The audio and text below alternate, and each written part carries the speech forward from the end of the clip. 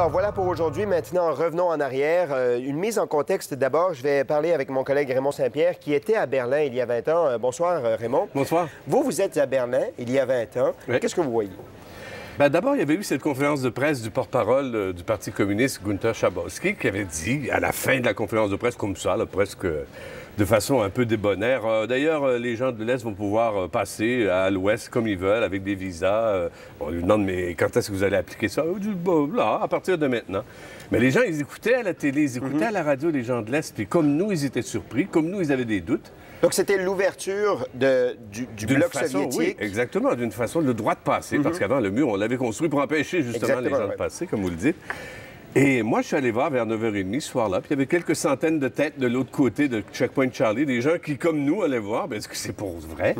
10h30, oups, plusieurs centaines de têtes, et à 11h30, bien là, c'était vraiment des milliers de personnes qui sont venues, et c'est la simple pression de la foule qui a forcé les gardes frontières à céder. Mais alors, ces gens-là, au départ, ils voulaient passer vers l'Ouest, mais est-ce qu'ils voulaient vraiment faire tomber le mur? Ah, pas du tout. Ils venaient comme ça voir et ils se sont dit, on va tester le système. On va tester si c'est vrai. Puis les gardes frontières ne savaient pas. Hein? Ouais. Nous, on a demandé, ce soir-là, on est passé de l'Est à l'Ouest et on a dit aux gardes frontières, il paraît que ça va ouvrir ce soir. Et ils nous ont insultés. Ils pensaient qu'on se moquait d'eux parce que ça faisait des années, des décennies qu'ils étaient là justement pour empêcher les gens de passer, pour tirer sur les gens qui essayaient de passer. Alors, ils n'y croyaient pas du tout, eux non plus. Alors ils ont été pris au dépourvu. Absolument, absolument. Ils étaient complètement débordés. Et en infériorité numérique, là, parce que la foule s'est rendue là. Ben oui, il y avait des milliers de gens, puis tranquillement, les gens avançaient d'un pas, deux pas, trois pas. Puis tout à coup, il y a une dame qui dit « Enlevez-vous, moi je passe ». Il y avait personne qui tirait. Ben, ils avaient eu les ordres de tirer, mais là, ils n'ont pas pu parce que c'était trop. Ça aurait été un massacre gigantesque. Et ils n'auraient pas pu, de toute façon, arrêter cette foule-là. C'est ça qui était. C'est un événement absolument spontané. Hein. Dites-vous bien que les gens qui pensent, qui disent qu'ils savaient que ça allait tomber, ce mur-là, pas ce soir-là, en tout cas, je peux vous dire, on était tous pris par surprise. Mais sentiez-vous que c'était la fin de l'Allemagne telle qu'on la connaissait à cette époque? Une fois, dans la nuit, on a eu des doutes. On s'est dit, demain matin, ils vont revenir, ils vont fermer ce mur-là, ils vont dire aux gens de revenir ou de rester de l'autre côté. On avait des doutes, puis les gens aussi, d'ailleurs. Il y en a qui revenaient chez eux le soir ou dans la nuit en se disant « Oh là là, si ça ferme, puis je suis pris de l'autre côté, hein, je vais être séparé de ma famille. » Et pourtant, non. Finalement, c'est la foule qui a décidé. Les vannes se sont ouvertes. C'est la foule qui a voté avec ses pieds, puis qui a dit « Nous, on va de l'autre côté. » Alors, les images de gens qu'on voit qui tapent sur le mur, qui essaient de faire tomber le mur, ça, c'est dans les jours suivants? Dans la nuit même. Non, ça a commencé. Ah, mon Dieu, la rage qu'ils avaient. C'était une rage à la fois de vouloir détruire ce mur-là et d'en garder des souvenirs de cette laideur humaine.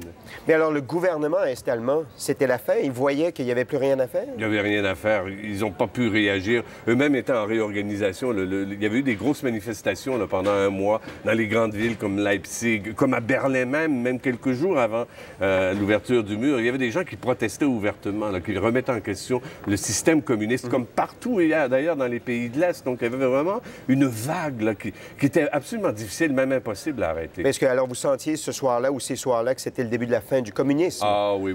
Oui? Ah oui, une fois le mur tombé, il n'y avait plus de justification, il n'y avait plus de... Et ces gens-là étaient tellement critiques par leurs gestes même et parce qu'ils nous disaient dans nos micros, nous devant nos caméras après, que c'était sûr là, que c'était la fin. Il n'y avait que les membres du parti ou les membres de l'élite qui y croyaient après ça. Nous, les gens, le vrai monde, ils n'y croyaient plus. Vous avez dit à un de mes collègues que c'était le paradis du journaliste. C'est vrai. Pourquoi?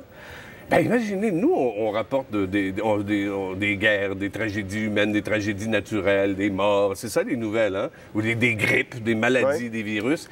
Et tout à coup, vous vous retrouvez pendant des jours avec des dizaines de milliers de personnes autour de vous. Vous tendez le microphone et ils ont une belle histoire à vous raconter de réunions de famille, de fin de l'oppression, de liberté et tout ça. Imaginez-vous, Joe Cocker qui débarque là-dedans, lui, il décide de venir faire un concert. Rostropovitch qui vient le samedi jouer aussi du violon du Bach devant le mur. C'était que des belles histoires, imaginez ça pour un journaliste. C'est rare. Oui, très rare. Je vous ramène à aujourd'hui. Est-ce qu'il existe encore un mur dans la tête des Allemands? Oui, j'y étais encore il y a quelques semaines là, pour terminer un documentaire. Il y a encore une distance entre les deux Allemagnes, c'est sûr. Il y a beaucoup plus de chômage encore à l'Est. L'Ouest n'a pas fini de digérer ce pays-là, parce que c'était quelque chose quand même. Un pays qui avait une structure économique, industrielle, vieille de 40 ans de retard facilement sur l'Ouest, même si c'était quand même un quartier, là, un moment vraiment un endroit très fort du système communiste. Il y avait une distance énorme. La structure industrielle était vraiment en déperdition. Tous les bâtiments étaient presque abandonnés. Est-ce qu'il y a encore un retard économique? Ben oui, c'est ça. Il y a beaucoup plus de chômage à l'Est encore. Parce que Retard de combien d'années, vous direz?